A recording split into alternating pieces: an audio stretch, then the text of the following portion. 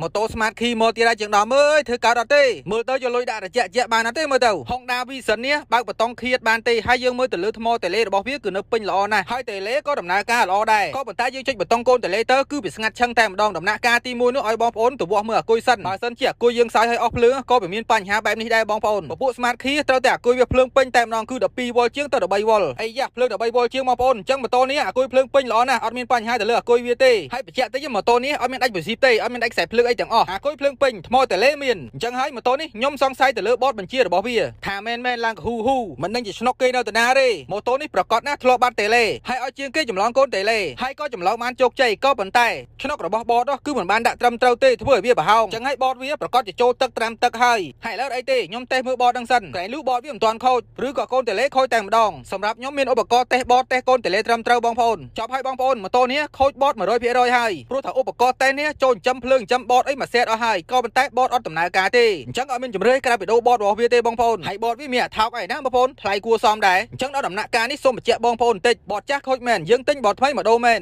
ក៏ប៉ុន្តែបតនេះនឹងម៉ាញ់តូរបស់វាគឺមិនទាន់ស្គាល់គ្នាទេចាំខ្ញុំដាក់ឲ្យបងប្អូនមើលតើវាមានបញ្ហាអ្វីបានជាបតខូចហើយយើងទិញបតថ្មីហើយមកដាក់ហើយនៅតែមិនដំណើរការទៀតហេដំណើរការតែលុតសញ្ញាឲ្យតើនេះមានន័យថាលុតសញ្ញាបានស្គាល់គ្នាហើយតើហើយទីបតុងម៉ាស់ក៏ដំណើរការចំណែកអេគីរបស់វាក៏ខ្ញុំបើកបានធម្មតាដែរបងប្អូនក៏ប៉ុន្តែវាលុតសញ្ញាទឺជាប់តែម្ដងមានន័យថា ECU với ECM គឺអត់ស្គាល់គ្នាទេអញ្ចឹងម៉ូតូនេះដល់ដំណាក់កាលពិសេសហើយបងប្អូនគឺយើងត្រូវតែដោះម៉ាញ់តូរបស់វាយកទៅ renew ចេញបងប្អូនតើ renew នឹងមានន័យថាម៉េចបងប្អូន renew មានន័យថាយើងសម្អាតខួរក្បាលរបស់វាឥឡូវនិយាយចេះឆាប់យល់ជាងដំរងថ្ងៃឲ្យតែពេលល្ងាចនឹកឃើញតែអាជាក់មានន័យថាដាក់អាជាក់រងថ្ងៃអត់អាជាក់មិនបានទេមានន័យថាខួរក្បាលជាងដំហ្នឹងចាប់បានតែអាជាក់ទេឲ្យតែពេលល្ងាចឡើងនឹកឃើញតែអាជាក់អញ្ចឹងពាក្យថា renew នេះគឺយើងលាងសម្អាតខួរក្បាលរបស់វាកុំឲ្យខួរក្បាលរបស់ជាងដំចងចាំតែពាក្យអាជាក់ពេលល្ងាចពេកអញ្ចឹងពេលដែលខ្ញុំលាងសម្អាតខួរក្បាលរបស់ខ្ញុំហើយវាប្រៀបស្មើនឹងខ្ញុំនឹងបាត់បង់ការចងចាំហើយខួរក្បាលរបស់ខ្ញុំនឹងភ្លេចអ្វីៗទាំងអស់មានន័យថាខ្ញុំចាប់ផ្ដើមចងចាំអ្វីដែលថ្មីនិយាយទៅគឺចាប់បានអ្វីដែលថ្មីនៅពេលដែលយើងមើលឃើញមុនគេអញ្ចឹងម៉ូតូនេះខ្ញុំបាន renew បានជោគជ័យហើយម៉ូតូនេះក៏ឆេះបានដំណើរការធម្មតាឡើងវិញទាំងអស់តែមកនិយាយពីខួរក្បាលជាងដងពេញម្ដងខួរក្បាលម៉ូតូខ្ញុំ renew ដាច់តែខួរក្បាលខ្លួនឯងខ្ញុំ renew វាមិនដាច់ទេបើម៉ូតូនឹងបានលុយហ្នឹងហើយតែបានលុយខួរក្បាលជាងដងចងចាំអារយៈទៀត